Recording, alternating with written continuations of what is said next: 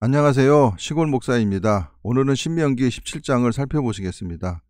17장은 재판하는 과정과 왕의 법도에 대한 규례입니다. 1절입니다. 흠이나 악질이 있는 소와 양은 아무것도 내 하나님 여호와께 드리지 말지니 이는 내 하나님 여호와께 가증한 것이 됨이니라. 사람 사이에도 귀하고 온전한 것들을 선물로 주고받는 법인데 하물며 창조주 하나님께 온전하지 못한 예물을 드린다는 것은 실로 그분을 모독하는 행위입니다. 2절입니다. 내 하나님 여호와께서 내게 주시는 어느 성중에서든지 너희 가운데 어떤 남자나 여자가 내 하나님 여호와의 목전에 악을 행하여 그 언약을 어기고, 언약은 신의 산 언약을 가리키는 것입니다. 가서 다른 신들을 섬겨 그것에게 절하며 내가 명령하지 아니한 1월 성신에게 절한다 하자. 이 말씀은 하나님이 만드신 만물을 섬기면서 실로 그 만물을 창조하신 하나님을 모독하는 어리석음을 범하는 것과 같습니다. 4절입니다.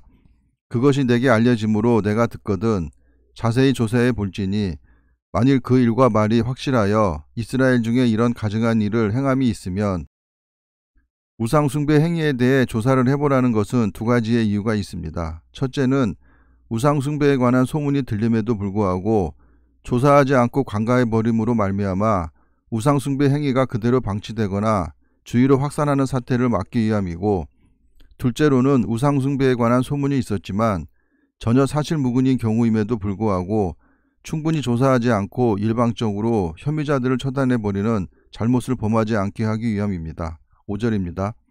너는 그 악을 행한 남자나 여자를 내 성문으로 끌어내고 그 남자나 여자를 돌로 쳐 죽이되, 팔레스타인에서 가장 흔한 것이 돌이었기에 당시 가장 보편적으로 시행되었던 처형 방법이 돌로 쳐 죽이는 것이었습니다.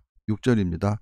죽일 자를 두 사람이나 세 사람의 증언으로 죽일 것이요 한 사람의 증언으로는 죽이지 말 것이며, 무고나 위증으로 인하여 귀중한 생명이 억울하게 희생되는 것을 막는 조처로 만일 증인이 잘못 증언하여 억울하게 희생당한 사실이 드러났을 경우 그 위증자도 희생당한 자가 받은 형벌을 그대로 받아야 했습니다.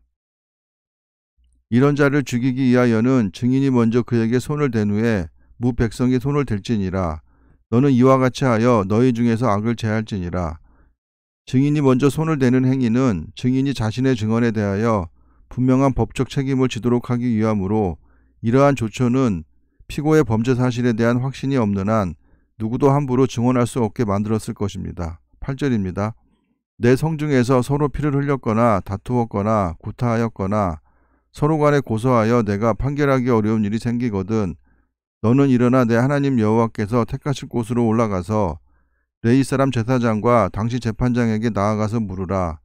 그래야면 그들이 어떻게 판결할지를 내게 가르치리니, 일상적인 재판은 7명 혹은 23명의 재판장으로 구성된 집안 재판정에서 해결을 하고, 해결하기 어려운 문제는 중앙성소에 있는 상급 재판정에 의뢰하라는 뜻입니다.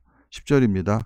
여호와께서 택하신 곳에서 그들이 내게 보이는 판결의 뜻대로 내가 행하되 그들이 내게 가르치는 대로 상가 행할 것이니, 여호와께서 택한 곳은 예루살렘 중앙성소를 말하는 것입니다. 11절입니다. 곧 그들이 내게 가르치는 율법의 뜻대로 그들이 내게 말하는 판결대로 행할 것이요 그들이 내게 보이는 판결을 어겨 자로나 우로나 치우치지 말 것이니라. 사람이 만일 무법하게 행하고 내 하나님 여호와 앞에 서서 섬기는 제사장이나 재판장에게 듣지 아니하거든 그 사람을 죽여 이스라엘 중에서 악을 제하여 버리라. 중세 로마 가톨릭 교회는 본절을 악용하여 자신들의 교권에 명종하지 않는 자는 종교재판을 열어 무조건 사형에 처하였습니다. 13절입니다. 그리하면 온 백성이 듣고 두려워하여 다시는 무법하게 행하지 아니하리라. 처벌보다는 범죄 예방이 주된 목적인 규례입니다. 14절입니다. 내가 내 하나님 여호와께서 내게 주시는 땅에 이르러 그 땅을 차지하고 거주할 때에 만일 우리도 우리 주위의 모든 민족들 같이 우리 위에 왕을 세워야겠다는 생각이 나거든 모세는 이스라엘이 가나안 땅에 정착한 후에 주변 국가들의 왕정 제도를 보고 그것을 모방하려는 인간적인 욕구로 인해 왕을 세우게 되리라는 것을 예언하고 있는데, 약 400년 후 사무엘의 노년에 사울이 이스라엘의 초대 왕으로 등극함으로 이 말씀이 성취되었습니다. 15절에서 20절은 왕의 법도입니다. 15절입니다. 반드시 내 하나님 여호와께서 택하신 자를 내 위에 왕으로 세울 것이며 내 위에 왕을 세우려면 내 형제 중에서 한 사람을 할 것이요 내 형제 아닌 타국인을 내 위에 세우지 말 것이며 여호와 하나님이 택하신 자를 왕으로 세우라는 것은 이스라엘의 왕은 하나님의 대리자라는 것입니다. 그는 병마를 많이 두지 말 것이요 병마를 많이 얻으려고 그 백성을 애굽으로 돌아가게 하지 말 것이니 이는 여호와께서 너희에게 이르시기를 너희가 이후에는 그 길로 다시 돌아가지 말 것이라 하셨음이며 병마를 많이 두지 말라는 것은 왕의 오만과 자기 과신을 방지하기 위함인데 고대 팔레스타인에는 나귀와 노새가 흔했을 뿐 말은 귀했다고 합니다. 17절입니다. 그에게 아내를 많이 두어 그의 마음이 미혹되게 하지 말 것이며 자기를 위하여 은금을 많이 쌓지 말 것이니라. 솔로몬이 아내를 1000명을 둠으로 인해 이스라엘을 이방 종교의 전시장으로 만들었습니다. 18절입니다.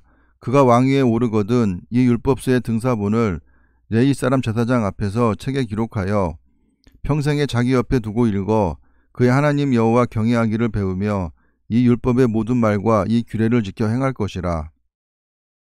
그리하면 그의 마음이 그의 형제 위에 교만하지 아니하고 이 명령에서 떠나 자로나 우로나 치우치지 아니하리니 이스라엘 중에서 그와 그의 자손이 왕위에 있는 날이 장구하리라. 결국에 이 말씀을 지키지 않아 이스라엘이 망하게 됩니다. 하나님께서 재판 과정에서 억울한 사람이 생기지 않도록 공정한 재판 규례를 주셨습니다. 그러나 인간들은 하나님의 뜻을 받아들이지 않고 쥔자들과 가진 자들에게 유리한 재판을 함으로써 세상에는 늘 억울한 사람이 생겨났다는 것을 역사가 증명해주고 있습니다. 감사합니다.